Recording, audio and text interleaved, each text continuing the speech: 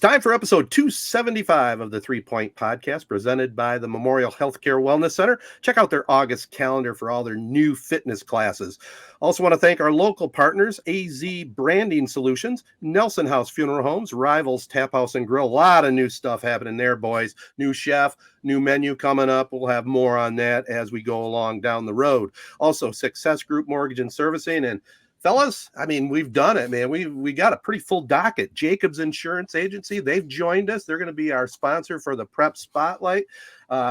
Gary, Noah, the whole gang there. We're looking forward to working with them and telling you all about their great stuff they have out there in the insurance industry.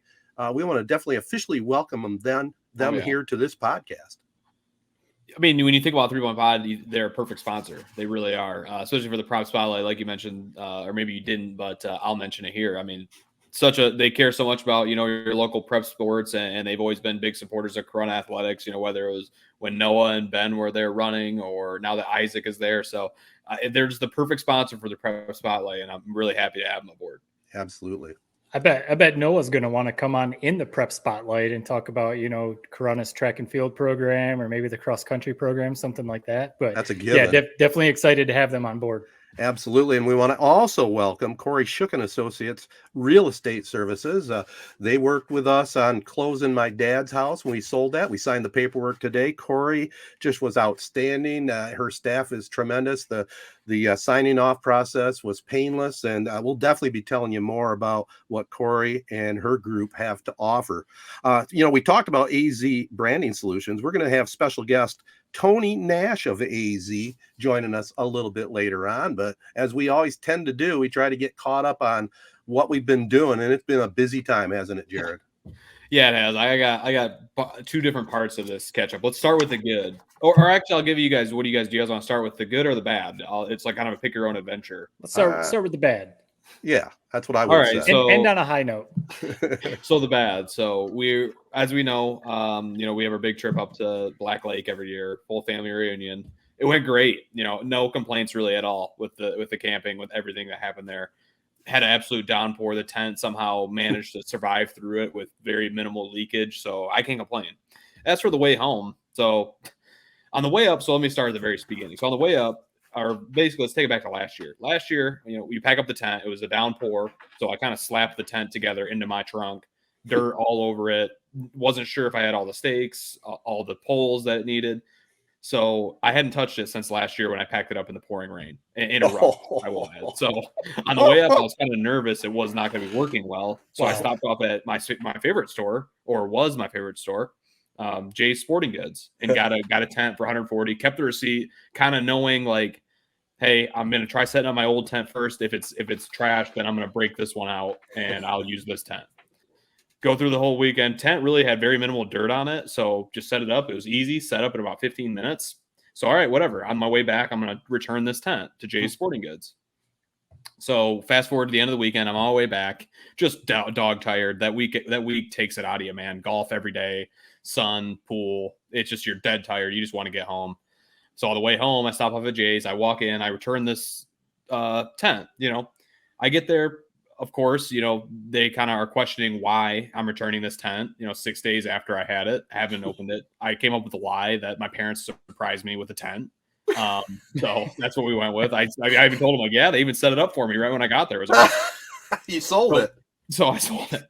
So anyway, so they're this lady's analyzing it. She brings over her coworker. She analyzes this. Again, tape full on this box. I haven't opened it. It's impossible to fit a tent back into a box once you open it. Right. So I was like, yeah, I swear I haven't opened it. They get on the phone with this other guy, I'm guessing their manager. Oh, is it okay if this guy returns the tent? Yeah. I'm kind of standing there. It's awkward for a few minutes. Finally, after this, 5 minutes of going through this whole process of just returning this tent, she says, okay, we're going to let you return it. So they scan me in. I'm about to sign off on this signature, basically to get it put back onto my card. She goes, oh, yeah, this is going on your card, 7553, right? I'm like, that's not my card number. So she goes, well, are you sure it's not your card number? I'm like, yeah, that's not my card number. So I'm kind of like, basically, I already know it's not my credit card number either. So I'm like, all right, I guess I'll check my credit card, make sure it's not that number. In the midst of me doing this, she all of a sudden goes, oh, shoot, it went through. So this card that was not my card just got this $150 refund. And I tell you what, you know how when you're in the grocery store or wherever, and some customers like losing their mind, and you look at that guy like they're a zoo animal, like you're a crazy person. I understand why sometimes they treat you like you're an idiot. So because this lady, this is my theory, because this lady didn't want to go through the legwork to basically put in a new card number and all this, she just decided that while I'm looking through my wallet to force this transaction through, to the point where now it's now been 3 days, I still haven't gotten a refund, and I don't have a tent. So I lost my tent, I lost my refund. This random person just got a jolt of $150 into their account. One, how does this even happen where my card's not in the account? And two, I was just so goddamn close to kind of losing my lid at this place. I literally kind of walked around for a few minutes, like in the gift shop area, and I was like kind of unsure what to do. Like I knew I just got gypped, but I didn't know like how to further attack this situation without being that idiot that's caught on video on Snapchat, losing his mind in this store. So it just was a mind-blowing encounter, all the way around. But really what it taught me was, we hear the sides of the story, like Ted at South 401 restaurant where he dinged the guy's car. We hear it from Ted's side of the story where he dinged this guy's truck and this guy got out acting like a buffoon, screaming at him. Well, the side of the story we probably didn't hear was that Ted slammed his car door against this guy's truck. And I just it always comes back to Ted, doesn't it? It always comes back to Ted. I'm just saying, and I think of how we all the time see these kind of blow-ups at the grocery store or wherever, and we always just assume that the customer is an idiot. No, sometimes the store treats you like you're 3 years old. Right. Like literally thinking I was dumb that I guess I just let it slide. It's just a phone call that has to be made at a later date to try to get my money back. And it just was an irritating encounter that almost pushed me to the brink of a blow up. So again, great weekend. It just ended on a real sour note with me basically losing a tent and $150. Yeah, that is the thing you always think about sometimes with those Karen videos, like, okay, well, what led up to this? Sometimes you can tell it is a legit Karen situation, but sometimes it's also like, okay, but why did this person blow up? Like what led to this? Because if the video would have started with you blowing up on the cashier, but it didn't show how they gave the refund to the wrong credit card, then it would have been like, okay, you didn't tell the whole story. Because that would be worthy. I'm very curious though, because usually when you do a return of that size, you have to present the card. They look at it. Sometimes they even ask for your ID. You have to sign the receipt thing. I mean, it seems like this is more on the cashier than you, is what I'm getting to. It seems like that was a mistake on their part. Yeah, and I'm surprised because I've taken back things, that have been opened already, and I just said, well, it isn't working or isn't what I wanted. No problem. I'd go to a Walmart, go to a Harbor Freight. Right. I can't believe that they questioned you, first of all, for that long in an unopened box. That's that's concerning number one. Number two, there is no way I would have left that damn store without that being settled. Just no way. Yeah, I almost would have been to the point of like, well, then give me cash. Just give me the cash. You put it on the wrong card. Yeah. I need my money. Yeah, you guys void out that last return and just give me my money back. It's that simple. Listen, I know that's probably what I should have done, but dude, I don't have it in me to do that whole back and forth blow up battle. It's like I just don't. If it was if it was a $10,000 transaction, okay, $150, yes, is a lot, but what type of ass am I going to make of myself? But you don't have to. You don't have to be an ass, Jared. Yeah, you don't have to be an ass, or at that point say, then I'll take the 10. Because I didn't get my money back, so I'll take the 10. But again, it's kind of was like left in open. Leave there with a new 10. But it was kind of left in the abyss whether or not I got this return or not. Because it's like, oh, of course it takes 10 days for it to come through. So it's like I can't necessarily prove I'm not going to get it for 10 days to pass. I already know I'm not going to get it. It wasn't my card number. So it's like, but do you have paperwork? Again, her forcing it through made everything 10 times more complicated. Wow. So someone out there checked their bank account and went, yes. Hey, what's this $150 for a tent? Oh, cool. All right, let's go. Yeah, and the last piece of advice I guess I would offer, and I know we're different personalities, but if you weren't getting satisfied by the stupid cashier, say, look, I'm not blaming you. You're just the employee. Would you get your manager over here? Let's get this straightened out. And it's in that tone of voice. I've never called for a manager in my life. I have many times. I'm the idiot in this situation. I just lost $150, but I don't know what it would take to bring me to that point. This wasn't it. It was close, but it wasn't. $10 is one thing. $150? Are you Right. kidding me? See, now that's part of the problem too. And this is getting into a whole other conversation. And I'm not trying to be like, Right. oh, this generation, you know, nothing like that. But the whole, how you see so many of those Karen videos, like I mentioned, look at this Karen blowing up. It's made people like weary of doing what Ted just asked, asking for the manager, because you don't want to come off as that kind of customer. Like you almost have to tiptoe and be like, I'm not trying to be rude. Right. I'm trying to politely ask, can I just speak with your manager?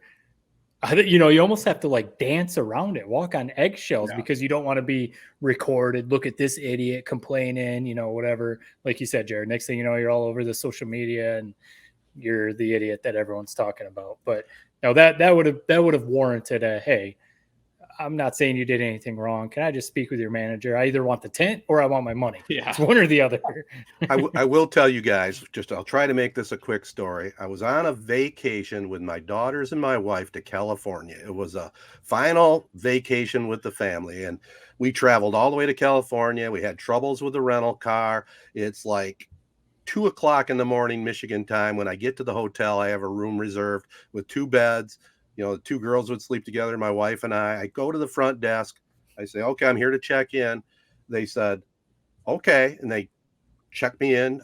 I go down to the room. Or no, I gave the key to the girls. They opened up the door. They said, there's 1 bed. I said, well, there's 4 of us. So I said to the person at the desk, I said, look, there must be some kind of mistake. This is on my credit card. I have a room with 2 beds. I'm sorry, sir. We're all sold out of those rooms. I said, okay, I'll work with you. Can you get me a rollaway? Rollaways are all gone, sir. I said, then I'm starting to, my blood pressure's picking up at this point. And I said, look, there's something you got to do here. We got 4 people. We're not sleeping sideways on the bed, for God's sakes. And this person would not budge. They said, nope, that's your room. And then I just lost it. I completely lost it. I took my keys. I fired them down the hallway. I said, we're getting the F out of here. Let's go. And so the moral of the story is I wouldn't let it go. I contacted the hotel corporate and told them what happened. I ended up with $250 worth of room credit on future stays. So I wasn't going to let it go. Nice. But that time I did blow my lid. I have to admit it. But there was absolutely no satisfaction coming my way. Usually too, if you call corporate or you call the number on the receipt, if you have a complaint, they'll hook you up with something, unless you're being a complete jerk about it or whatever. I will say I knew exactly what direction your story was going, and I've learned not necessarily the blow up, but that you guys were going to get screwed over out of your room. Mm-hmm. The amount of times that we're driving to Michigan or down to Florida, Tennessee, wherever we're driving, and we stop like halfway and stay at a hotel, it's just become a habit of mine, because usually we're checking in 10 o'clock at night, 9, 10, 11 o'clock at night. I'll call either in the morning or the afternoon and confirm. Smart. Even though I have the email, I have everything, I will call and say, hey, we're not going to get there until a little later. I want to make sure that we have the room. So at least I have some sort of track record where they're telling me, yes, you have the room with 2 beds, or you have the room with this and that. Because I do not want to run into that situation where we end up with some ridiculous room and we're trying to smash all in there or something like that. Good policy. Well, Jared, you got something you said positive you might want to. Yeah. So what's the good thing? So at the very start of the trip, I teased it last week. I got the pleasure of playing the Kingsley Golf Club in just outside of Traverse City in Kingsley, Michigan. Just magical. Just a magical golf course. Kind of unbelievable. My expectations were sky high, and it just exceeded them. I mean, you roll to this course. It's very unassuming. You're on a dirt road for probably 10 minutes. Just where's this leading? Kind of in the middle of nowhere, going past these houses that are like shanties. All of a sudden you pull up and there's a sign that says Kingsley Club. And all the signs at this place are like kind of like something you would see at like your local campground, like wooden signs with like hand painted notes on them. It says Kingsley Club. So you pull up this hill. All of a sudden you get to the top of the hill, it just looks over, just golf paradise. This little clubhouse. They actually say it's kind of like a double, like basically it's a temporary clubhouse they built when they were building the course. They just never really replaced it. It's called a golf club because basically it's not a country club. There's nothing else to do there but golf. And just everything about this course was just incredible. So it's a Mike DeVries design. who famous course maker. I mean, have you ever been to Gray Walls in the UP or the Mines or Pilgrim's Run or Kingsley? You know, he's designed them all. And so this is basically, a lot of people basically say it's a top 5 course in, the state of Michigan. And I just have to say, man, it just was absolutely beautiful. I was playing with, the funniest thing about it is I was playing with 3 other guys that were all basically scratch golfers. I got my buddy Cooper, who's the one that got me on. He shot a 75. These 2 other guys I played with shot a 66 and a 68. Whew. So it's just kind of funny as I'm playing this round. I'm like kind of nerved up the whole time. Like, these guys are so much better than me. They would tee off on the tee, 300 dead straight, 300 dead straight, 300 dead straight. And since I got the lowest score in the last hole, I was always kind of bringing up the rear on the tee box. And it's like I'm just hitting it like 250, spraying it all over the course. So it was just a lot of fun playing with those guys. Like I told him afterwards, like, that's the best round of golf I've ever seen anybody in my entire life play. So it was just a ton of fun, man. It totally reset my barometer for what good, incredible golf looks like. And I just don't know how a course could be nicer than that. It just was, everything was done right. They have these beautiful little Shawshank Redemption type stone walls over the entire course. You'll get a kick out of this tradition, Ted. On the 18th, you walk up, Andy Dufresne style, little mailbox in the stone wall. You open it up. I'm kind of pulling up to this 18th tee. Everyone's like, you got to go open up that mailbox. You got to go open up that mailbox. First time players, it's tradition. You got to go open it. I'm like, what is going to pop out of this thing? I'm walking up to it, open it up, big old thing of Jameson. Got to take a big old rip of it. That's awesome. So it just was a magical round, man. I tell you what, it's just the most fun I've ever had playing golf. Wow. Just everything about this course was just so peaceful, and because it's kind of this unknown course in Traverse City, kind of BFE Michigan, Kingsley, your typical Detroit, Oakland Hills, Detroit Golf Club, their member guests, which is the big tournament every year for all their members, have 320 people playing in it. Kingsley has 140. That's so awesome. it's just everything that's perfect about golf. There's nobody there. It's a once in a lifetime, golf round. Wow. So I just had to say thanks to my buddy Cooper for getting me out there. It's definitely a round I'll never forget. And for those wondering, I did shoot at 85, but that was an 85 with 3 birdies. So it's it was just such an up and down roller coaster round. But it was a lot of fun. So. That's respectable when you're golfing with sure. golfers like that. And sometimes you step up your game a little bit. You must have felt that too, didn't you? Yeah, it was well, so we kind of had this discussion after. I was like, yeah, I felt so normally, golf is such a mental sport. Right. I feel like I play better when I'm the best guy in the group. Your Right. confidence is high. Yeah. That's when you're really rolling. But then my buddy was kind of arguing, well, I play better when all these other guys in the group are, better than me, and kind of makes me step your game up. And the way I explained it was for a one-off match, me just randomly lining up with these, basically pro golfers, I don't know if that necessarily benefited my game. Right. But I mean, my score was good, and that was my goal, is to break 85. So it just was, everything about that area is awesome. So just the fact there's this little hidden kind of gem of a golf course right outside of Traverse City, it blew me away. Well, a few things. So it makes me happy to hear, because I saw the picture that you shared on Instagram. It makes me happy to hear that 85 is very respectable score for sure. But even if you didn't play, as good as the guys you were playing with, you at least soaked it in. We talked about that a week or two ago on the pod. When you're playing golf, and maybe if the round is a little frustrating, just enjoy being on a course like that, not at work, out enjoying nature and stuff like that. So it's good to hear that. Northern Michigan, you always hear, not even just Northern Michigan altogether, is a sleeper for golf courses. And way more than me, Jared, but I talk to people down here, and they talk about obviously the Carolinas, and you go down maybe into Florida, but they talk about Myrtle Beach area, Charleston area, some of the best courses around. And I'm always I know I didn't get huge into golf when I lived in Michigan, but I know a decent amount about it. And they're like, Michigan has quite a few golf courses, right? Almost in a condescending way. And I gotta be honestly, Michigan probably has some of the best courses in the country. You just got to go at the right time of year. You're not going to go Carolinas. Right. You can basically golf year round. Can't do that in Michigan. Obviously, you don't really want to go at the beginning of the season because maybe they don't have it up to speed yet. So you got to kind of time it out. So that you talking about that makes me want to be I want to try and figure out a way to go. So that was going to be my question. Yeah. How far in advance did they have to make the tee time? Is it one of those? There's not really tee time, 6 but months? Yeah, no, it's not. I mean, it's not really tea time because my buddy is, he's a pro there, so he was kind of able. And like I said, there's so minimal amount of people there. There's really not tea times. No kidding. It's like you just, like I said, we were probably one of 3 groups on the course. Whoa. It's Ted's about to dust the clubs up and drive up there, so nobody can watch me hit it. And I just like the way this course plays, man. It's like so.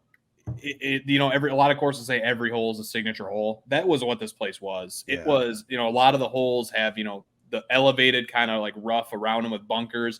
And so like there's watching them play this course was like a treat, man. They're hitting balls like at the top of this hill, having it trickle down, to like 3 feet by the hole. Like they're just playing it off all these hills and link style holes. It just was just an unbelievable course. Makes me wonder like what it'd be like stepping on like an Augusta or something like that. Yeah. You know what I mean? I just can't imagine a course being better. But obviously there are better courses out there, but I just can't picture it, man. I got to see it to believe it. That's a perfect day. Well, before we move on and talk a little sports, I do want to briefly chat about my vacation last week. I started it on Tuesday.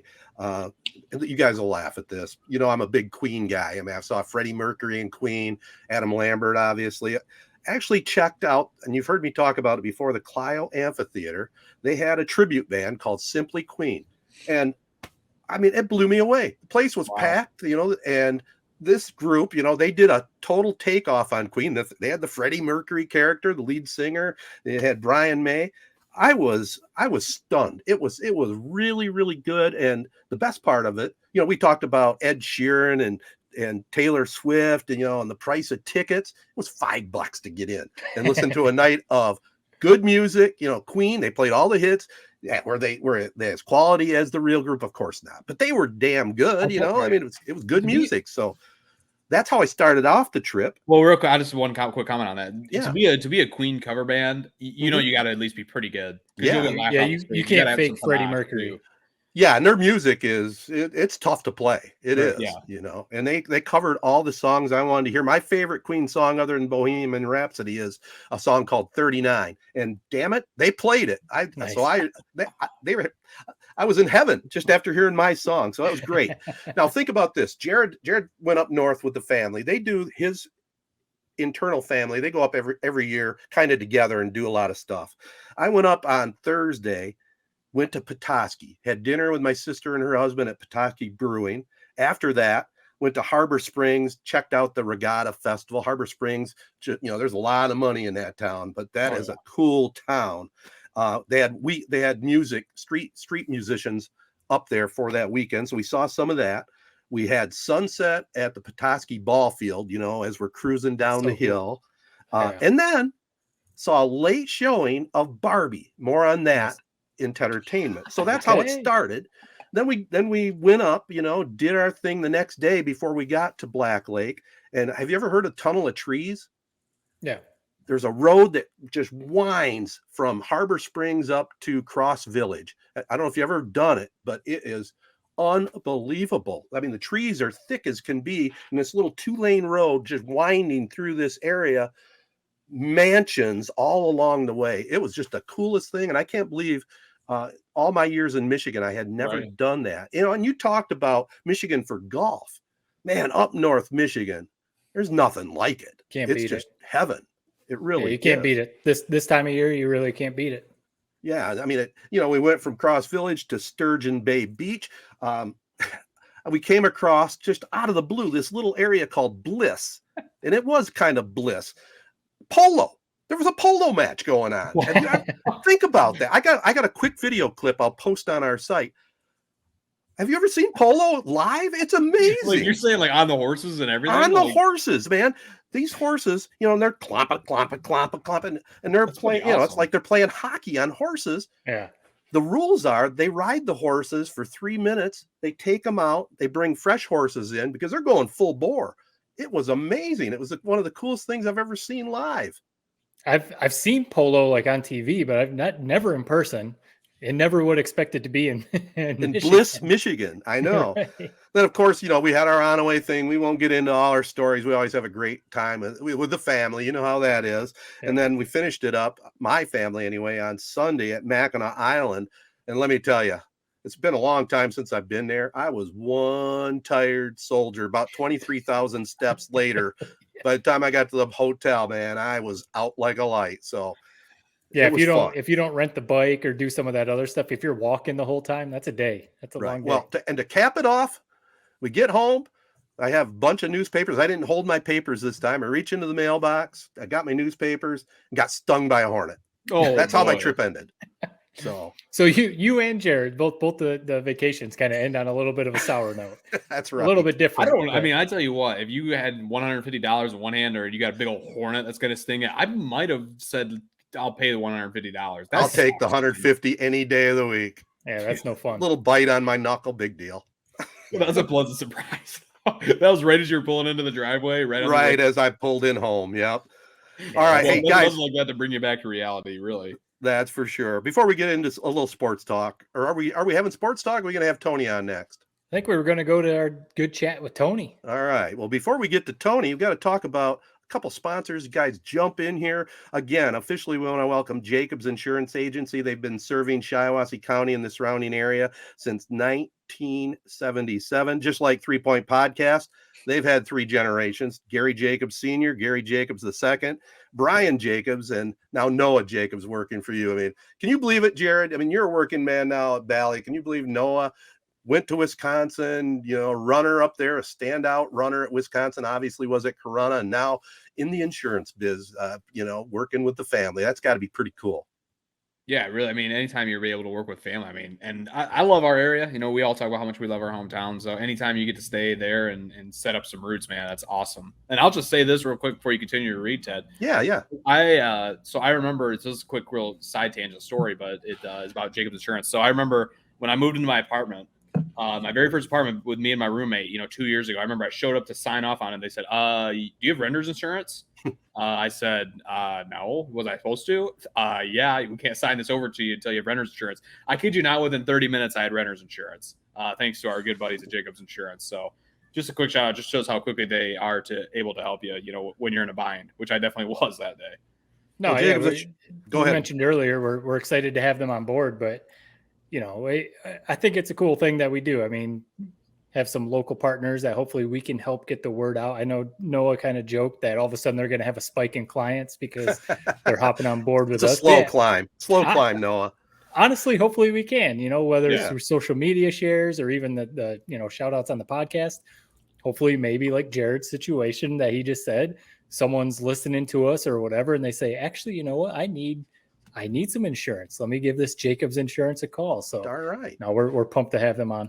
We normally don't have this long of commercial reads, but when we bring on new partners, we got to bring them on right. They not only have an office in Owasso on M21 just west of Home Depot, but they also have an office down in Waterford. Stop on in, go online. Everybody goes online to find out more information. It's jacobsinsurance.com. Can't forget that, jacobsinsurance.com. Get a quote, get your question answered by one of their industry pros. Insure everything, local, independent, and trusted, and they take care of Jared, right? Oh, yeah. Amen. And they do the same for you. Absolutely. We also want to, again, officially welcome Kori Shook and Associates Real Estate Services. They are now the official and exclusive realtor and broker for 3 Point Podcast. Kori and her team have been providing personal and excellent service in real estate and sales since 2004. As I mentioned, they helped us out with the sale of my parents' house. Very, very professional.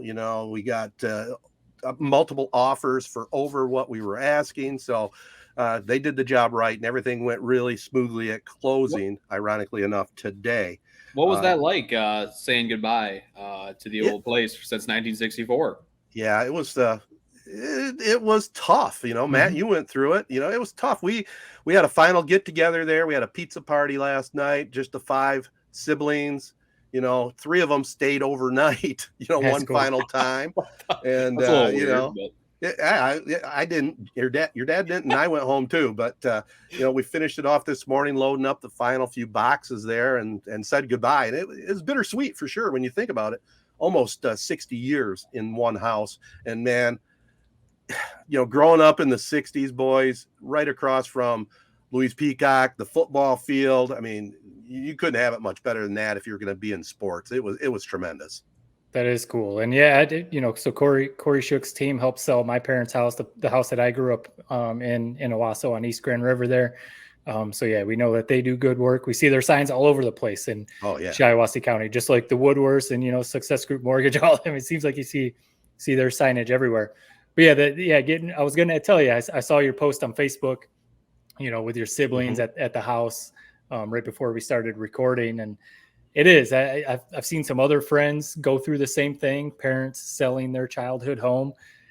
You don't think that, you kind of think it's just a house. Yeah. No big deal. But I remember that last time I was there before they officially got rid of the house. And it is kind of an emotional thing.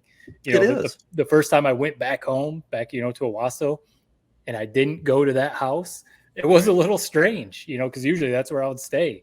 Or, my family, now that married, we would usually stay there sometimes. And now we just got to figure out other stuff to do. Luckily, we still have family in the area, so we have places to stay. But again, excited to have Kori and her team on too. Absolutely. If you want more information, definitely you can stop in their office on West Exchange Street in Owasso. Get more info online at korishook.com. Or I think the coolest place to follow what they got going on is Facebook at Kori Shook Realtor, and you can get all more details. So we definitely want to thank them for participating and joining our team for the next year, and we'll be telling you more about them as we go along. And we'll have special guest Tony Nash of AZEE Branding Solutions coming up right after this. Well, next up on the podcast, really excited to have not only one of our partners, but a guy that is really an entrepreneur in the Owasso and Shiawassee County area, Tony Nash, the owner of AZEE Business Solutions. And Tony, first of all, welcome. You're a podcasting veteran. I mean, you have your own podcast. You're a guest on other things. We appreciate you taking time out to join us here. Yeah, man, we appreciate you having me. We love what you guys are doing there. Glad to be a part of it, and thank you for having me as a guest. Well, I'm going to start this off with just a business question, because we've had Randy Woodworth on. I've been following a lot of what AZEE has been doing since you took over, and man, you're just killing it out there with different media. Just tell us a little bit about where you started and where we're at right now. Yeah, so I mean, I have a background in hospitality. Actually, I ran hotels for 10 years. And hotels is a 24/7 business. I have a large family, 6 kids, and it just took me away. I enjoyed the business, but it took me away from my family a lot. So back in 2014, 2015, I started to think about what could I do, for myself? What's something that I could do? And I knew that I understood how to grow a brand.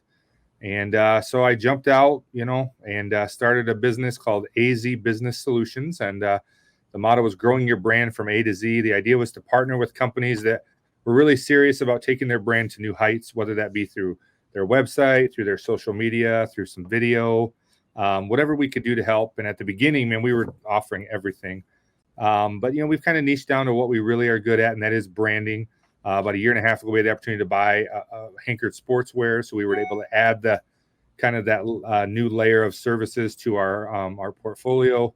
So now another way we can help people grow their brand is, through apparel, so that, they can wear their merch proudly and get people to talk about it. Of course, we've done a lot of merch for you guys, which we love doing. I love your guys' logo. We did a pretty sweet bag for you last week on your trip. That turned out really cool. That's one of them, but I got a different one, boys. Yeah. He gets everything embroidered. So we actually recently have rebranded ourselves. We found that having AZEE Business Solutions and AZEE Printing Solutions, it was kind of confusing people as like it's two separate businesses. So we recently kind of rebranded ourselves to AZEE Branding Solutions. Really what we're doing is we're growing brands. And so people that are serious about that and understand the power of a good brand, that's who we like to work with and help them in however we can. That's cool. And I mean, Ted kind of set it up.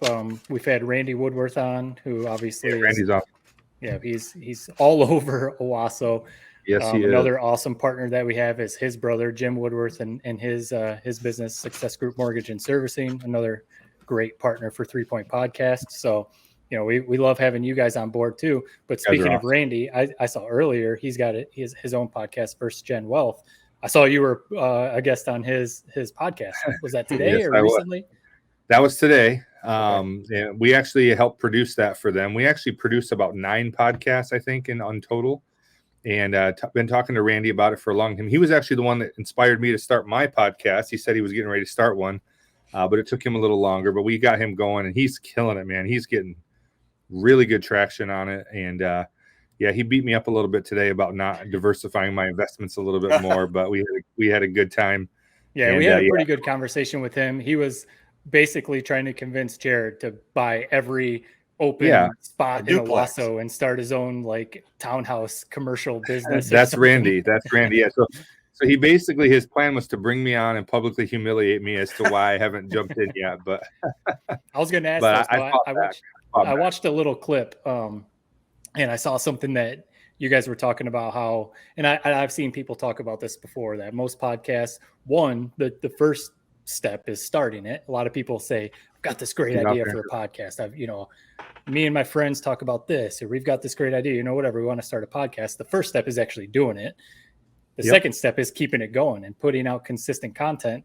And I heard you guys rattle off the numbers that X amount drop off after this much, X amount drop off after this much, and only so many, a very small amount, keep it going after, 20, 30, 40 episodes. We're on episode 275. Wow, that's incredible. So as someone that, helps people out with their branding, how are we doing? That's killer. You guys got to be in the top 5%, I would think, of number of episodes produced. That's incredible. We, I think it's 90% don't make it past episode 3. Once they realize this is a lot of work and I got to do this every single week or day or however often they do it. But yeah, you said 270 something. 275 is our official episode. 275. We've done other like special episodes and stuff like that. So. Not to pat ourselves on the back, but one thing that's been good about our podcast is putting out consistent content. This isn't just a question to like make ourselves feel good. No, it's a good question. I actually have a question for you. Okay. What's the challenge for people in today's day and age where damn near everyone has a podcast, everyone has a website, everyone has a blog, everyone has something where they're putting out some sort of content? What's the challenge that you talk to your guys' clients about actually doing something unique and like people are going to come back to and listen to or read or whatever it is? Yeah. Number one, it's trendy. So, the cool thing to start a podcast or start a blog, like you said, everybody's trying to do something. The good news is a lot of people, I don't know if it's good news, but in terms of competition, a lot of people drop off. I think if you're going to do a podcast that is going to last, and that's going to get traction, and it takes time to build an audience. I mean, I've done 107, 108 episodes myself, and we average between 5 and 20,000 views per episode, and that's locally. Like we're not reaching much outside of Shiawassee County, which is fine because we wanted it to be a local podcast. Right. However, I think that if you're going to stick with it, number one, you got to talk about something you enjoy. Yeah, it's got to be something that you're really passionate about or really enjoy because it'll become work after a while and you just quit. And then I think you have to, clearly define what you want to get out of your podcast. Like, do I want to do this to make money? Do I want to do this because I enjoy talking with people?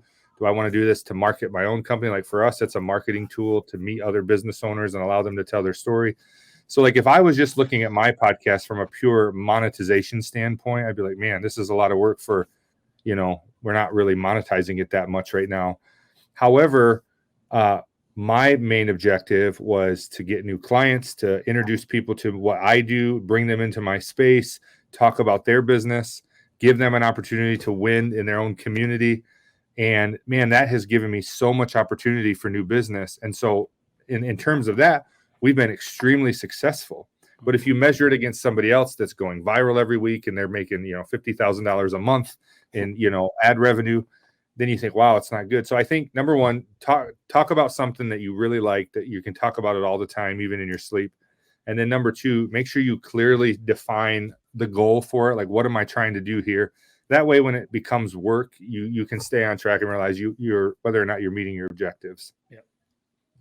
I have a question in regards to kind of your embroidery business. So I mentioned how Ted gets everything embroidered.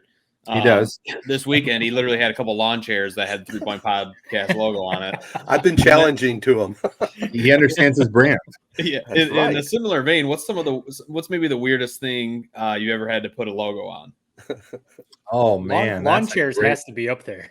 That's up there. No, I mean we've had some weird things. That's a good question. Man, I'm trying to think of what is something that's very odd. We had to embroider a Speedo Oh, for somebody on the rear. This was actually for Casey Lambert, our own sales and marketing. I was going to say, hopefully that wasn't for Ted. We don't want to see that.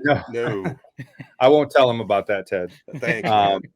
No, he ran for Mr. Watson. They have a swimsuit competition, and he literally wanted to wear a Speedo, so he had us embroider his logo on the back, and then we got to see it up close and personal. It wasn't the finest moment of our lives, but I mean, people bring all kinds of things in. Doing certain things, just we can't get them in our machine, but that had to be a strain. Ted's bag last week was a challenge for sure, because it had wheels on it, so it was heavy. We had to kind of hold it while it was being embroidered, but we got it done. You'll be seeing that out in public at some football games coming up this winter, so we'll have it out there. Great question, guys. You talked about Casey. He's one of your staff, right? He's working with you. Yeah. Tell us about some of the other people, because I know you got a pretty impressive array of local people, helping out. Yeah, I mean, I say this all the time, and again, this isn't to brag on us, but I think our community is really lucky to have the collection of talent that we have right here. We have filmmakers, we have web designers, we have graphic designers, we have social media experts. We have screen printer that's been in the business for almost a decade, embroiderers that have been doing it for a while, great customer service people. And then, of course, Casey is just Mr. Personality. He's our director of sales and marketing. He's brought a lot of new energy to the place and does a lot of great PR for us. So the talent that we've accumulated, I always say we're like the Avengers. I'm Nick Fury. And we got our group of Avengers that, I think that for a community our size to have access to a team of people like that really can sit down with you, hear what you're trying to do, and come up with great resources to help you grow. It's not something a lot of communities our size have. And I'm really proud of the talent we have. And we're getting ready to bring on another girl who's just homegrown, but she's been working in Midland for the last 8 years for a marketing company and been following us on social media. And she reached out and was like, I just want to work for you guys. And she's an incredible talent, video filmmaker and web designer. So we're excited about that. We're excited. We love the team that we have. You maybe don't want to give away all your tricks, but when you have a lot of these new customers coming to you, hoping to grow their brand, what's one of the most obvious mistakes a lot of these people are kind of making? Well, I think, people understanding what a brand is, initially, like there's a lot of people that just assume, well, my brand is my logo. So as long as I have a good logo, I'm all set. And I would say, it's amazing to me how many people have never really sat down and thought about, what is my brand? What do I represent? What are my brand values? What are the things we place a high value on? What are the promises we're making to our customers? What are the things we know we can deliver on? And so I've seen so many businesses that have great products, great services, and all these things to offer, but have no idea how to brand it or market it or get it out to the market. And really, that's what branding is. It's about putting out something that's consistent, that people know what to expect. When they see the golden arches, they know what they're going to get no matter where they go in. A cheap burger, fast, no fuss, and it's not going to taste that great. But at least they know what they're getting because it's a brand that's established. And so it's important, especially with a small business, that, taking that great product, that great service, and figuring out what does it represent? How is it going to make people comfortable to buy it? And so I think the biggest mistake people make is they don't really take the time to think through their brand. And they'll come to someone like us and they'll just say, I don't want to think about this stuff. I want you guys to help me come up with something. And I always tell them, like, we really want to work with people that want to sit down and think about it. We'll help guide you through the process. But if you're not willing to take time and think about what it means to you, you're not going to succeed, because if it doesn't mean anything to you, it's not going to mean anything to anyone else. Yeah. It's kind of back to if you're going to start a podcast and you just want to be Instagram famous, it's not going to last very long, because you're not going to be passionate or whatever about, what you're talking about. It'll get old very quickly. I think that's something, again, not to pat us on the back or whatever, but I think it's something, because I've gotten feedback. I know the other guys have too, about our podcast. We have a unique formula where not only are we all from the same hometown, so, obviously also family over there, but, we all kind of understand each other pretty well, but we're coming at things from 3 different generations. Whether it's talking about the Lions or Michigan State football or movies, TV shows, whatever. We talk about things that we all enjoy to talk about. We always say 20, 30 minutes, let's keep it tight. hour and a half, 2 hours later, we're still talking, and we're like, all right, we gotta cut this thing off. So we have a unique formula there. Yeah, we all enjoy talking to each other and talking about what, whatever the topic is. So I think it's something kind of what you hit on earlier. You got to be consistent, and you got to have something that's unique, because anymore people just see everyone who's going viral with a podcast or their Instagram brand or whatever it is, and they just want to be that. Yeah. So, I'm curious what you guys do. I mean, you kind of explained it right there. People don't come to you and just say like, hey, give me 100,000 followers on Instagram. It's kind of got to be like, all right, but what are you going to do it? Because anymore, I mean, it's different from even when I was growing up. I mean, definitely from when Ted was, even from when Jared was growing up. Everyone wants to use their Twitter, use their Instagram, use their, YouTube channel, whatever it is to get famous. What's the biggest challenge, I guess, to get people to really buy in and put the work in to, like you said, either if they want to monetize it or if they just want to get a good following or something? Well, reality is number one. Yeah. The viral. Not every podcast is going to be Joe Rogan's podcast, but like just. Yeah, I mean, there's only one, right? There's only one. So the viral overnight sensation is a thing, but it's extremely rare. Right.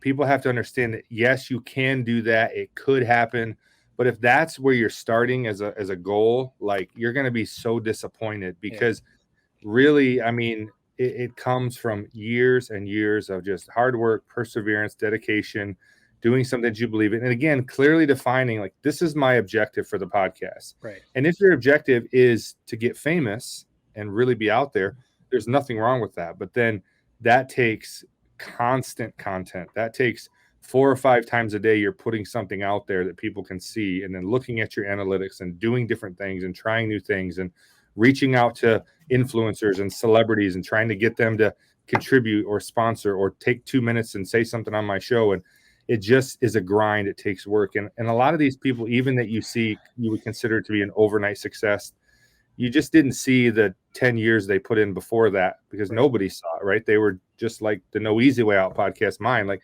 only people from, Shiawassee County really have seen it consistently. And so, if I somehow blew up, there's 110 episodes that most people have never seen or heard of me, but I've been grinding it for all that time. And, I think that especially, Gen Z, they set themselves up for disappointment, because they really, really focus on that likes, follows, how many subscribers, instead of just doing something they're passionate about and being committed to it.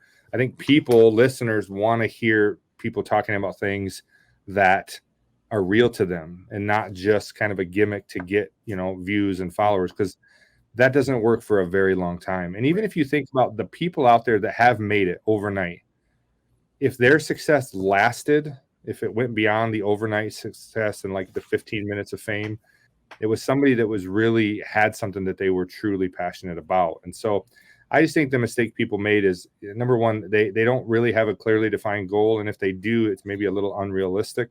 And so they set themselves up for disappointment. It just takes time. It takes time and work and effort. So that's why it's got to be something you enjoy, or else you will say, I've had enough of this, and move on to something else. Before we get you out of here, Tony, and this has been a great business talk, but I appreciate it. We want to switch it to sports a little bit. Now, I understand that you're a basketball coach and had some success. Lay it out for us. Well, I'm a huge sports nut. My whole life, I played 4 sports in high school. I've always loved sports. I am a Michigan sports fan to a fault. I've had lots of disappointment in my life. I'm a Tigers fan. I'm a Lions fan. I'm a Michigan Wolverines fan. I'm a Red Wings fan. And so, I mean, it's been more years of disappointment than years of cheering. But my favorite sport is really, since middle school, has been basketball. It's something I've been passionate about. It's probably the sport I had the most success at as a player. And then, about 7, 8 years ago, I had the opportunity to become a coach. I had sons that were coming up who loved basketball, and they were still like in the middle school, junior high. And I thought, if I'm ever going to get a chance to coach them, I got to take this gig now. It was also around the time I was starting my business, so I really didn't have time to take it on, because it's a big commitment. It's 25 to 30 hours a week during basketball season. And I'm the type of person that like obsesses over it. So I go home at night and I'm watching film and I'm thinking of ways to get the most out of the limited talent that I have. And so, but yeah, I started coaching about 7 years ago. I coach a small Christian school right here in Corona, Emmanuel Baptist School. We play in the Michigan Association of Christian Schools. We are a Division II school. And so we play against schools similar in our size, schools between 75 and 250 students, somewhere in that range. And we've competed well. I said I've been coaching 7 years. We've been to 4 state championships. We've got to cut down the nets twice. The 2 losses we had were both just heart-wrenching, heartbreakers.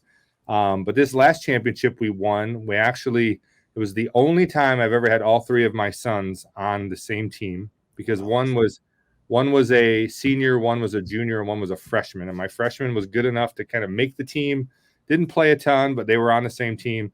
So I got to cut down the nets with my 3 sons. And it really was a cool comeback story, because the year before we had lost to that same team by 1 point in the state championship.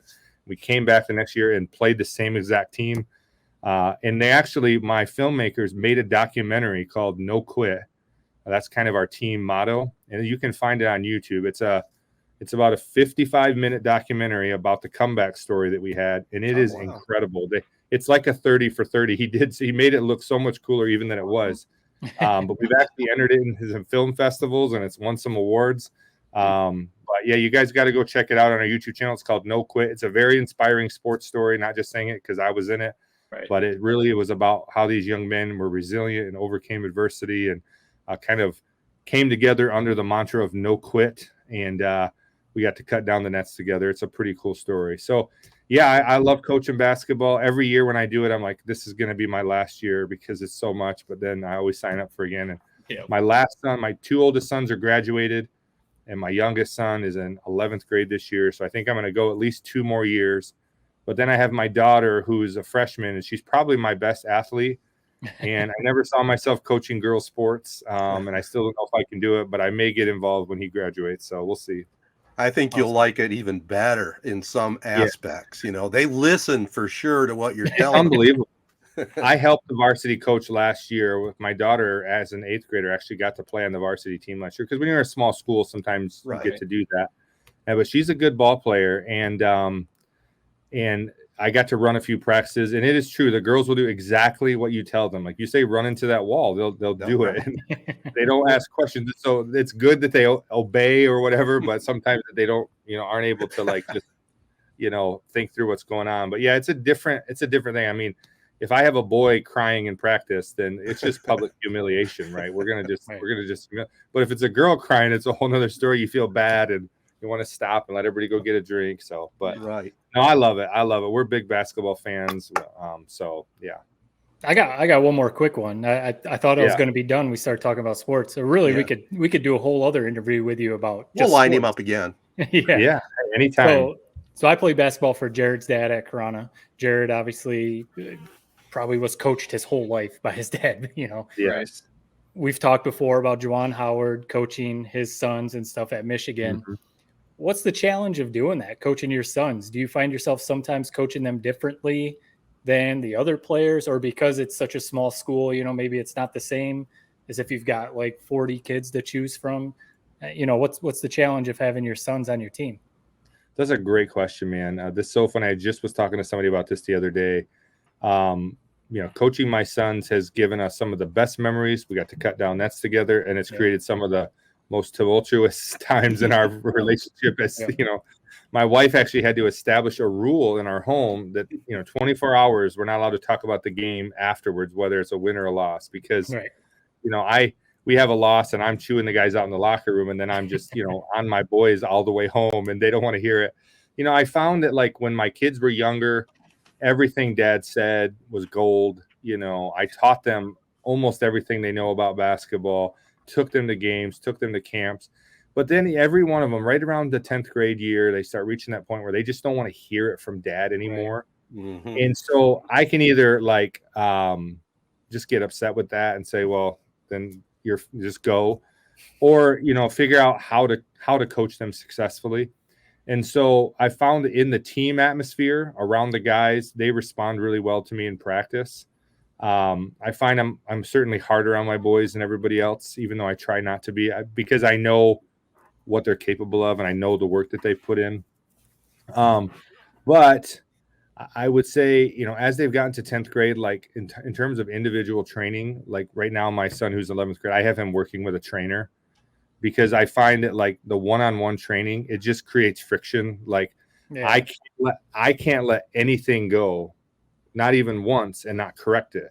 Right. And so me correcting it wrong every single time, you just get to a point where you don't want to hear it from your dad anymore. Even though dad taught you, and even though dad knows, even though dad's taken us to these championships, you just, and I think it's part of becoming a young man. You just want to prove that I don't need it. So what I've done to help that is I've put them in situations in the summertime where they're working with other coaches, maybe playing with other teams, doing a travel team where I can go watch and just be a fan. And then when we get to the season, in that team environment, it's very much like everyone's going to kind of get the same level of abuse. Then they respond much more to it, because, they've been taught to be good team players. But it is a challenge. It is such a challenge to coach your boys as they get a certain age, for sure. Last question, Tony, or not actually a question, it's self-promotion time. Tell our listeners before we let you go how to follow you, where you want them to go. Yeah, I appreciate that, man. Again, thanks for having me. And listen, for 110 episodes, I've been saying I'm going to do 30-minute episodes, and I think I've done it once. So it's a challenge, especially like I said, when you talk about something you enjoy. But yeah, AZEE Branding Solutions, you can find us pretty much on any social media platform. azee.co is our website. You can find us on Instagram at AZEE Branding. You can find us at TikTok at AZEE Branding, Facebook, AZEE Branding Solutions. We're on LinkedIn. We're on Twitter. Join our email list, do all the things. If you search us on Google, you're going to find us. We try to be everywhere. And if you're out there listening and you have a brand, or you're thinking about starting a brand, or a lot of people say, I have a business, I don't have a brand. Well, they're really the same thing. If you have a business, there is a brand, and it may not be the one that you want it to be. But if you need help with that, give us a call, stop into the place and see us. We'd be happy to just talk with you. My favorite thing, this is why I love the podcast. Talking about something you're passionate about. My favorite thing is just sitting down with somebody and learning about their business. Go to Foster Coffee, have a cup of coffee, and just learn about your industry. And the cool thing is now I don't even try to sell you something. I have a sales and marketing director now. So if I think you should buy something, I'll send him to visit you. I just want to sit down with someone and have a cup of coffee and learn about your business and what you do. And so if somebody wants to sit down and have a cup of coffee, pick my brain, I love it. I'll even buy the coffee. But yeah, reach out to us, and we'd love to meet you. Outstanding. Awesome. Well, I tell you what, we really appreciate your partnership with us. And obviously, you can look behind me. The quality is second to none. We love it. So again, thanks for being with us, Tony. Thank you, guys. Thanks for having us. Keep up doing what you're doing. I can't wait to get to episode 300. Let me know. We'll do it.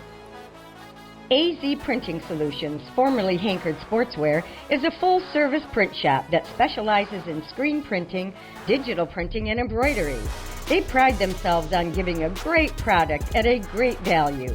The area's go-to printing solution offers a 100% guarantee to exceed your expectations. AZEE Printing Solutions has your favorite local spiritware as well as many other apparel items in stock. Specialty items are available for family, sports, business, and charity events. Call 989-725-2979 or stop into the store in downtown Owasso. Success Group Mortgage and Servicing is Shiawassee County's only licensed mortgage broker, lender, and servicer. That means you get exclusive products not found anywhere else. If you are looking to purchase a home or refinance a home in Florida, Hawaii, or Michigan, stop what you're doing and give Success Group Mortgage and Servicing a call. 989-720-4380. That's 989-720-4380. All right, guys. So the calendar has moved into August, which we know that means NFL camp is underway, college football and high school and everything too. But the big news for us anyway is Lions seem to be getting a lot of buzz. I don't know if you guys are seeing, whether you're reading online or watching ESPN, whatever you're doing. I saw earlier today that I think it was the ESPN FPI the Lions have a 46% chance to win the NFC North, and they have the fourth best odds in Vegas to win the whole NFC. And when I'm seeing this stuff, people at work, everyone knows that I'm a huge Lions fan, and they're just, hyping me up. Hey, it's the Lions year, it's saying all that stuff. And I'm just like, no, I don't want to hear any of it. I do not want to hear any of it. I like it when the Lions fly under the radar. Obviously, it hasn't really worked out in the past because we know the history. But I don't know. What about you? Are you guys like excited? Are you buying into all the hype? Is this the year that is finally going to happen? Because what do you hear? All the stuff about Jamison Williams at practice, that, he's having a lot of trouble right now. I think it's a little overblown, obviously, but are you guys buying into the hype? I'm definitely excited. That's one thing that I tell people when they try and, give me a glass of Honolulu Blue Kool-Aid. I'm like, I think this is one of the more complete teams that we've seen the Lions have in a long time. I'll believe it when I see it, though. That's all it comes down to. Is Jared Goff going to have a year like he finished last season? And then, is nothing stupid going to happen like what usually happens with the Lions? I'm excited, though. I will, on the Williams thing real quick, I will say it's a bit concerning to me. Every time you go on Twitter, it's always a positive story on almost everybody out of minicamp. So-and-so looked great today. So-and-so, went 3 for 3 in the red zone, segment for touchdowns.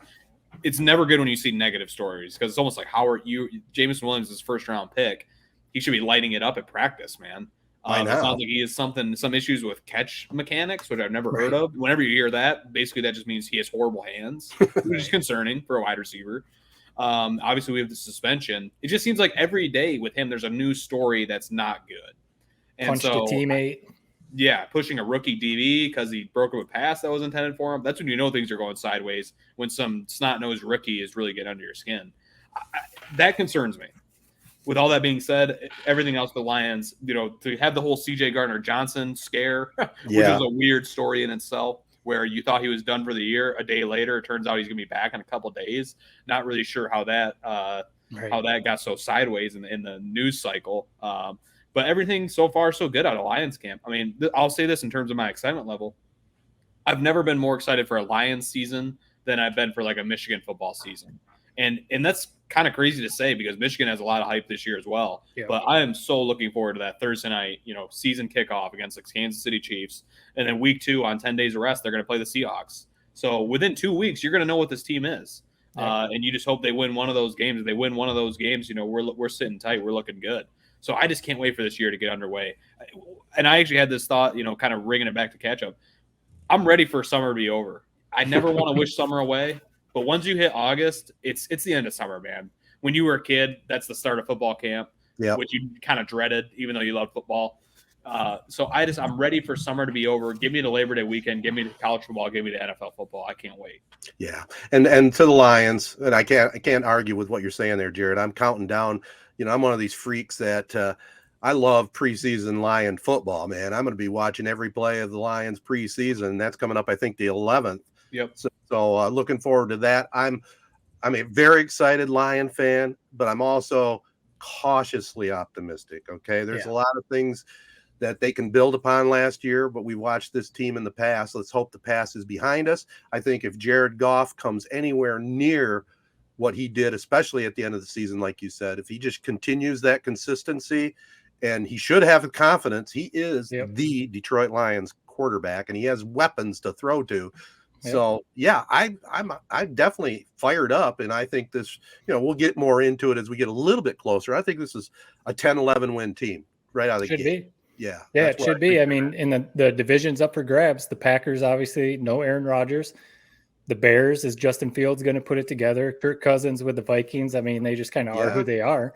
So really, we don't want to get too excited, but this should be the year. If there's going to be any year, this should be the year. Right. For the Lions. And I can't wait to see. I was the first guy bitching about the Gibbs draft selection. Yeah. As time has weared on and we kind of see how the running back position is kind of drafted and then repeated every 4 years or whatever, after you tag a guy, it seemed like a good pick to me. And it just, everything I'm hearing about him, he's faster than hell. He's being used all over the field, which we know Ben Johnson's going to use. He's going to get the most out of his talent. So I'm not worried about how he'll be used.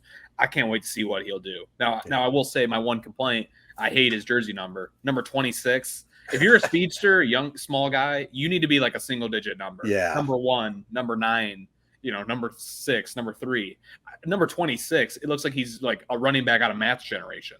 So I don't know. That's my one. Hey, a shot at Matt for a change. Okay. Well, because the weird numbers they wore back in like the early 2000s, it was like number 26, Deuce McAllister or something. So. Right. If it was your generation, it would have been like number 67 running back or something like that with a leather helmet, right? Number 98, right? Did they even have numbers back then? Or was it just nothing? Yeah, so I mean, I think clearly we're all pretty excited for the Lions. Cautiously excited, cautiously optimistic. Like you said, I think is the best way to go. Jared, you mentioned earlier about Michigan, obviously getting a lot of hype. It's funny to see, though, like even again back to the ESPN FPI or some of the other projections.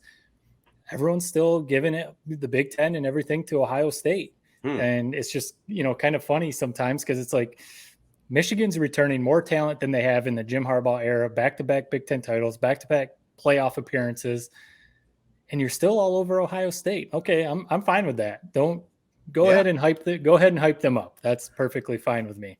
Well, we got to talk though the Harbaugh thing.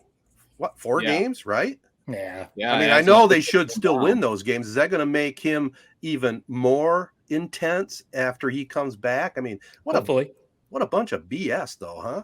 I mean, it's funny because he gets to practice with the team. He just can't be on the sidelines during the games. Right. So, I mean, he gets to be there all week during practice, put in the game plan, and then, someone else is going to be the acting head coach during the game. I think, it's gonna maybe light a fire under his butt like we've talked about because the whole suspension thing, I mean, we don't have to go into all the details, but it's basically because he told the NCAA to F off and, worry about other stuff. So knowing that, that's probably what he's going to do. There's probably nothing more that he wants than to have someone from the NCAA hand him a national championship trophy. How sweet would that be? At the end of the year. So it's all ridiculous. I think it's going to end up being all, not much of anything. I mean, Michigan has basically the easiest non-conference schedule of anyone. I think 2 back-to-back years they've had that, which I love. I've always been in support of that. We saw it so many years where we played Notre Dame week 1 or 2. Season was over, at the very start. So I'm always in favor of the loose schedule. So basically he's missing nothing. He's missing games against East Carolina, UNLV, Bowling Green, and Rutgers. So I'm not worried about them losing those games. It's annoying, man. It's such a stupid thing that he got, that he's getting slapped on the wrist for. And of course, at the very first sign of trouble, Michigan State fans, Ohio State fans, other people who everybody hates Harbaugh, basically acting like he, committed treason. It's like, dude, he did nothing. Bought burgers for some recruits. And watch some players, work out on his team via Zoom during COVID, which I think is a good thing. You wanted some more guidelines during COVID. Gives these kids some guidance, through Zoom, however you were doing it. I don't even understand why that's penalized. Well, let me ask you this. You said slap on the wrist. Are you saying because of the weak schedule? Because 4 games, that's a pretty good chunk of the season. What do you say? Maybe I misspoke. I'm saying the slap on the wrist was to the suspension, or maybe I misspoke. I don't know what you're referencing. I'm referencing. You said slap on the wrist. I mean, 4 games isn't a slap on the wrist. No, it's a stupid suspension. I mean, I don't have to go through all the different examples of people who have done way worse things. Urban Meyer, who got a lot less of a suspension. It's exactly what Matt said. They didn't like how he basically laughed at them for their, accusations, which we remember hearing about this like a year ago. And I kind of forgot about it. I just figured, I guess nothing's going to happen with it. Nope, we were wrong. But I think it's going to be similar to kind of the Tony Nash Fair State situation where you would hope it puts a little bit more of a chip on this team's shoulder, which they didn't necessarily need. I mean, TCU beat them. Georgia probably would have slapped them. They already have the whole beat Georgia drill in spring training or in spring practice. So, hopefully it just gives them a little bit more of a jolt of energy, and hopefully it's not too much of a distraction. It's going to be all the questions those first 4 weeks for those players and whoever takes over the reins. I mean, who do you guys think might be the interim coach? Is it Mike Hart? That'd be kind of a funny little storyline. Mike Hart seems to be the guy, or Sharon Moore, who's the offensive line coach. He's been in it seems like every offseason the last couple of years, he was in the running for other head coaching positions. It seems like he might be the guy, but could be Mike Hart too. Could they go co?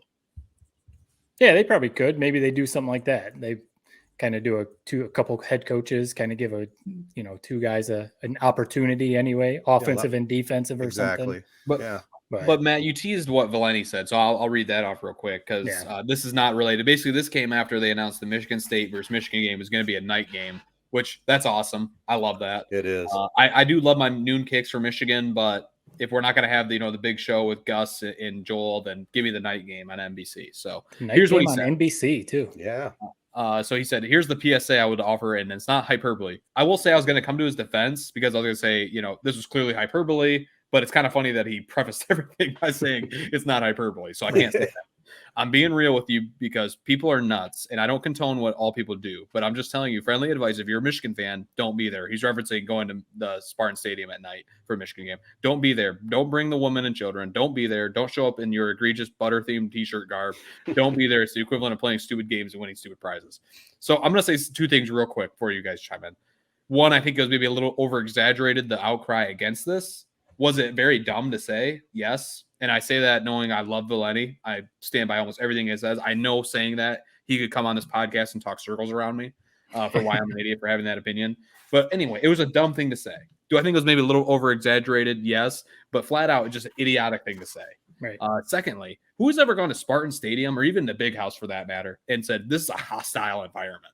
Right. It's not that at all. It's like, you bring your kids, bring your family, Ted, bring your nieces, or not your nieces, bring your granddaughters, and they'll have a great time at this game. Put them all the Michigan gear you want to. Who's ever walked into any of those Big Ten environments, maybe a Penn State night game, and said this is a hostile environment? So just a dumb thing to say, really, any way you slice it. What do you guys make of it? Yeah, I wonder if it stems from the whole tunnel incident last year at the Big House with the players, or if he's more referring to the tailgate scene. Because, right, inside the stadium, whether it's Spartan Stadium or the Big House, it doesn't seem to be super hostile.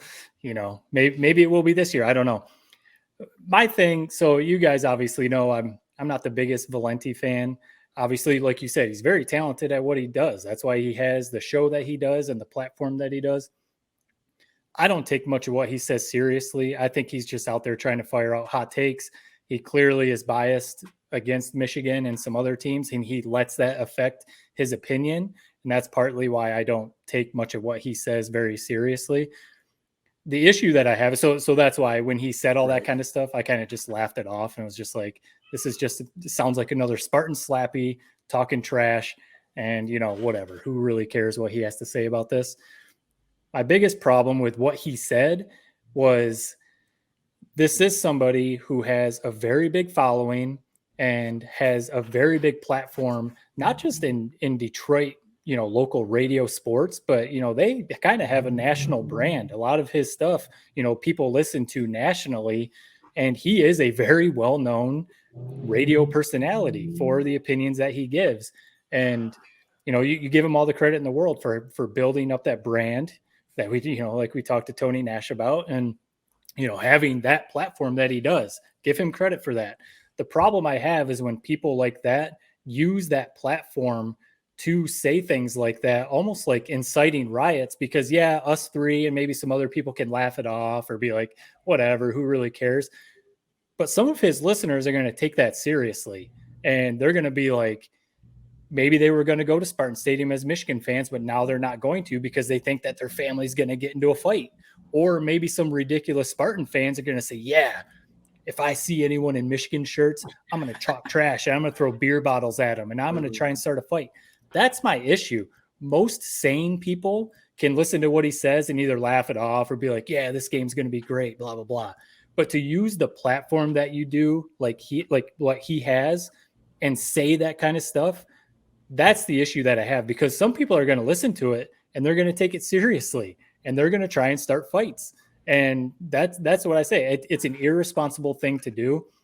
I mentioned to you guys before we started recording, the week that he did that, actually at work, Paul Feinbaum had this little seminar thing with some interns, some high school students, some college students that are trying to get into the business. And one of the many things that he talked about, one of the things that he talked about was how in his time, obviously, how things have changed from just newspaper to, what it is now. Technology and the way people get their content has changed dramatically over his time. But the one thing that hasn't changed is if you are the person in position to be reporting the news, whether it's sports, news, whatever, you have a responsibility to your listeners, to your readers, to your viewers, to not give them false news, to not lie, to not make stuff up, and to not do stuff like that to try and sway them in a way that they're going to start fights with other fans. And that, you know, it's funny that I heard Paul say that at work, and then this stuff happened with Valenti and everything else. So that's my biggest issue. I really couldn't care less what he actually said. I think he's just kind of a loudmouth on the radio. But to think that there's probably people who heard what he said and they're going to try and start fights, or they're going to stay away from the game because of it, that's the bigger issue to me. Yeah, I mean, maybe we need to get Jared's brother Josh on this. You know, if we go back 1 year to that game, and you remember we talked about it, that rivalry, if you want to call it that, it has turned so ugly. It really has. And if it turned ugly with the players and the coaches, fans are soon to follow. And Valenti, even though Jared, you said, and he did say, this is not hyperbole, I think it was. He knew it was going to get all kinds of airtime, and, you know, it gets ratings. It's going to get people talking about it. It's exactly what he does. He's good at it. There's no question about it. But I'm kind of on the line of Matt, that it's kind of inciting things. I mean, we aren't that far away from January 6th, for God's sakes. I mean, you incite the crazy people out there, a 7:30 game after tailgating all day. You don't have to incite them. It's going to be a little rugged, I think. You know, there's going to be a lot of drunk people around that stadium at that time of night. So I don't know. Yeah, that's my problem, because we talked about how nasty it's gotten. And, you know, we're on Twitter. We see the ridiculous back and forth that people get into. And like you said, I think it's just fueling the fire is basically what it's doing, whether it's a national, you know, Detroit sports radio host, or all the people on Twitter talking trash to each other. It's just fueling it. It used to just kind of be a fun rivalry. I mean, Ted, you remember? Yeah, heck yes. Yeah, there was some back and forth and stuff, but for the most part, Michigan State fans would live together, went to school together, house divided was always like a funny thing that everyone joked about. They had the flags in their front yard and stuff like that. And it didn't used to be like what it is right now. It kind of turned, don't you think? I mean, maybe I may be wrong. I don't have research in front of me. When Mike Hart started the whole little brother thing, and then D'Antonio, he took that right to the bulletin board and took it to the Wolverines, who were having some problems. It's been on the bulletin board for 20 years. I know. But so it must have been a good one. Yeah, it was a good one. I think it's something to do with like Harbaugh. People like he's just such a polar. People they hate him or they love him. So I just think most State fans have freaking hated him. And I think part of that is because we kind of crowned him as the savior. He's become that has been. in a sense, but it was shaky for the first 5 years after we were so happy when he was hired. It will be a fun environment, not a violent environment. I've never went to Spartan Stadium and felt unsafe, so I don't think that's the issue. That's definitely hyperbole. But I mean, you look back at last year, and it's funny. You kind of jog my memory on it. How that game went down. Think about it. They could hardly score. Michigan just spanked them around. And then the way it ended with the whole brawl in the locker room, Harbaugh coming out, saying how these guys should be arrested. I mean, that is probably the most embarrassed State has ever been as a fan base with what happened a year ago. So they will definitely it will be on fire. That's why I love that it's a night game. I think we all love that. But to say that it's going to be unsafe for women and children, I mean, dude, get a grip. I mean, what are we talking about? Yeah. Just, you could say it's going to be a great environment. Just leave it at that. Yeah. Well, we had Valenti, and then we had Pat McAfee. We don't even need to get into that, but it was quite a week for talking heads, wasn't it? Yeah. All right. Yeah. Quickly before we move to Tedtertainment tonight, little baseball news. I mean, the Tigers traded Lorenzen to the Phillies for high class A infield prospect. I guess we'll see what happens with him. Yep. Eduardo Rodriguez, though, turned down a trade with the Dodgers. Who knows what goes on there? I mean, he likes it in Detroit. I know there's been some issues, with the family or something, but it's kind of good actually to see him stay, I think. Yeah, the Lorenzen thing, he was just a rental player anyway. His contract was running up. There's no way they were going to bring him back. So at least they got a player that hopefully pans out. I did see Rodriguez. So he had a 10-team no-trade clause. There were 10 teams that he could deny a trade to. It's just kind of funny. And the Dodgers were one of them, obviously. He said that he denied it because of his family, because of happiness, because of like work environment type stuff. So I don't know if that's more he wanted to stay in Detroit or he did not want to go to LA, but whatever. Yeah. More Yeah, power. so I'll just read exactly what Eduardo said today after he pitched a pretty solid the game win, today. Two earned runs in 6 innings. He said basically, I quote unquote, I feel like we had a couple conversations about it, but the details of the trade wasn't where I wanted for me and my family. I decided to stay here in Detroit. So basically, the rumors or reading in between the lines of what seems to happen is there was some conversation between Rodriguez and Scott Harris earlier in the day. We might be trading you to LA. Is this something you'd be willing to do? Clearly, I would guess you would hope that this is probably what happened. Erod said something like, "Yeah, that's probably good with me. We could maybe make it work." Mm-hmm. The trade gets all the way to the 11th hour, and he backs out. Erod says, "No, I don't want to go to LA," because it would be concerning. And there's no way this happened, but it would be concerning if they went through all that legwork and never got confirmation from Eduardo that he would waive his no trade clause. Yes, so it you would. just hope that there was some change of heart, some conversation he had with his family that changed his tune. But if they went through all this work, not even running it by him, then just flat out what the hell is going on? Right. Amen. And lastly, in baseball, I just wanted to throw this out there, man. The Mets, boy, a couple signings didn't quite work out for them. Scherzer going to the Rangers and Verlander back to the Astros. Wow, that didn't last long, did it? Just did not work out.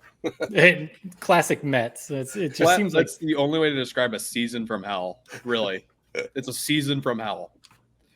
Absolutely. All right, that's enough baseball talk. Let's wrap it up with a short Tedtertainment tonight right after these messages. The Memorial Healthcare Wellness Center is the latest addition to the ever-growing Memorial campus in Owasso, Michigan.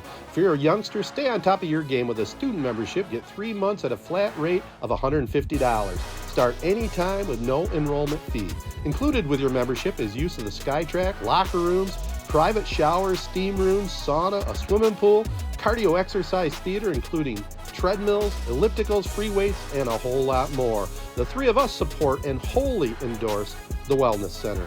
Many great classes are also available like yoga, rock and ride, cycling, step cardio boot camp, and tons more. For more details, follow and like them on Facebook at Memorial Wellness Center or get more info online at memorialhealthcare.org. Rivals Taphouse and Grille is the area's go-to spot for the best in food and drink. Meet up with your friends and catch your favorite sporting events on over 20 high-def flat-screen TVs. And our 120-inch projection screen. Rivals can handle your large or small parties and is an awesome spot to put on your fundraising events. Weekly food and drink specials including gourmet burgers, wings, pizza, homemade soup, and salads. Rivals also stocks a large selection of craft and domestic brews. Rivals Taphouse and Grille, the official gathering spot of 3 Point Podcast, located on the corner of Shiawassee and M21 in Corona.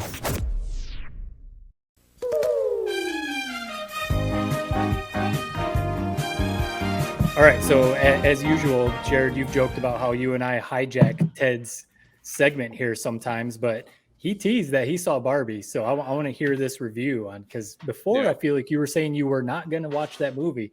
But so a week or two ago, I mentioned that my wife and I started watching True Detective on HBO or Max, and we finished that first season, the one with McConaughey and Woody Harrelson. And man, you guys were not kidding. I wish they would have done 5 seasons with those two, because it was amazing. It was one of those shows that you could have binged all in one night, because you just want to go boom, boom, boom, knock them all out.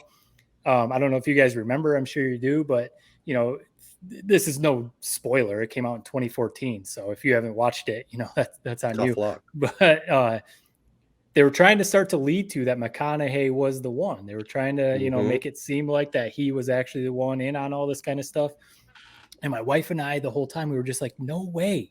He's too much of a likable character. There's no way that he's in on it. They're setting him up that he's so smart and everything at what he does as a detective. And we were just like, there's just no way that there's going to be the crazy spin at the end where McConaughey is the one doing all this ridiculous stuff.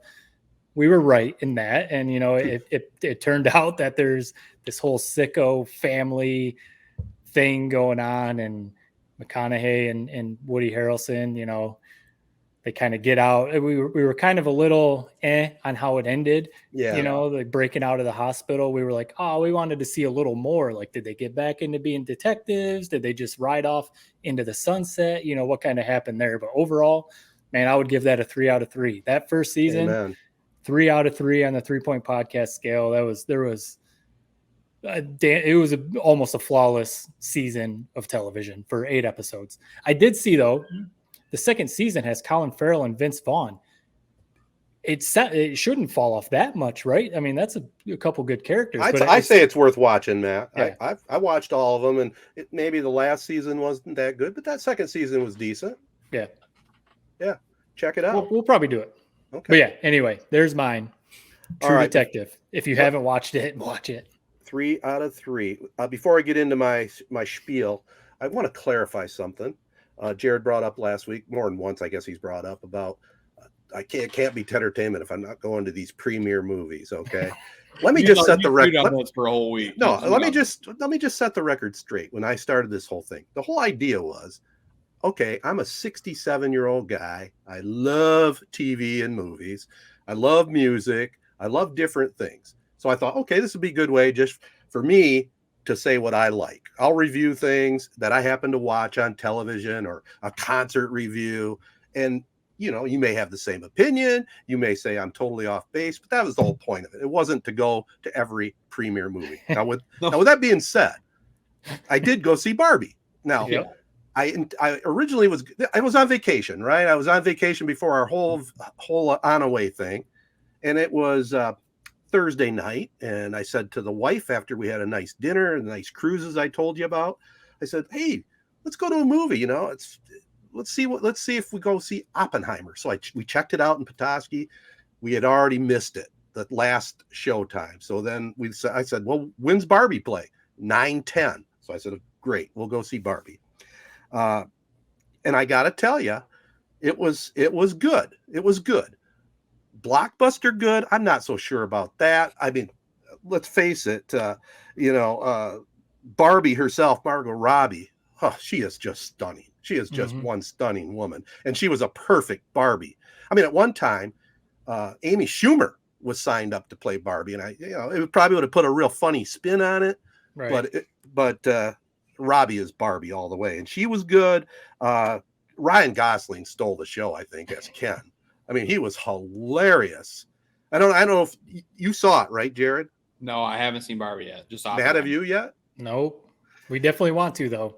Ryan Gosling's great. I love Michael Cera. Didn't have enough. There wasn't enough of him in this. He is just so funny. But I thought the movie, the graphics, the way it was shot, it was really, really good. So I would say Ted the Sports Guy, 2.7 on the rating.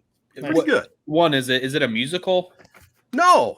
Okay, that's great. I thought maybe that it was a musical, which I would have been out on before I ever even saw it. Yep. Did you think we don't have to go into an opinion on maybe which way they went, but did you think the movie got a little too political, which is some people's criticism of it? I didn't think it was political. I thought it was obviously feminist. Okay. And I have no problem with that. I mean, I'm a girl dad, a girl granddad.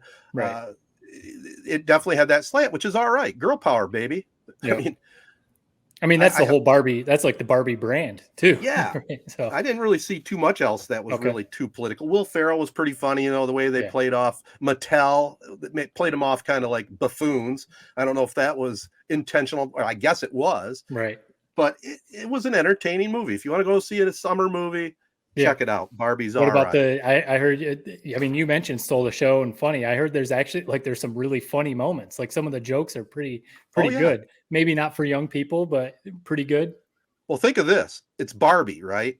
So Margot Robbie plays the main Barbie, but there was all these other Barbies in the doll world, and they're all Barbie in the movie, and there's all these different Kens. There's Ken, and Michael Cera played Alan, and it was perfect. Who was Alan? Like everybody says that. Like, is that like some certain Barbie character I'm supposed to know or something? Or it's a Barbie doll. They had Ken, so they had to come up with another man doll. So Alan was one of them that nobody bought. Yeah, I see. so it was pretty good. Also, want to give a shout out to Chi-Town. Okay, they play live this Saturday, August 5th, down at the infield at Michigan International Speedway. How about that? It's pretty cool. That is awesome. Yeah. And finally, you can comment on this, Jared. I know you posted something. Fez from Euphoria died. Yeah. I mean, did he Cloud. was it suicide or drugs? I don't know if they officially, I mean, there's rumors. They haven't officially said what the cause of death was. I mean, that's what people are theorizing. Yeah. Bad, dude. I mean, you know, if you haven't seen Euphoria, you have no idea who he is, because I think that's really the only thing he's been in. But I think he stole the show, really. He really was a great character. And I don't think he had any acting experience. And Right. so, you know, he just really did kind of steal the show in the scenes that he was in. So just, yeah, really sad to hear that. Apparently his dad passed away a week ago, and maybe that had something to do with kind of, you know, things taking a turn. It did. But yeah, sure. It's depressing, man. Yeah. All right, that's all I got. You guys got anything else on this segment? I think we do it every week. I guess we might as well just say we're an hour and a half podcast, right? Yep, basically. All right. Well, this has been the 3 Point Podcast presented by the Memorial Healthcare's Wellness Center. Sign up for a membership, get yourself healthy. Also want to thank our local partners, AZEE Branding Solutions, Jacobs Insurance Agency. Welcome to the team. Yep.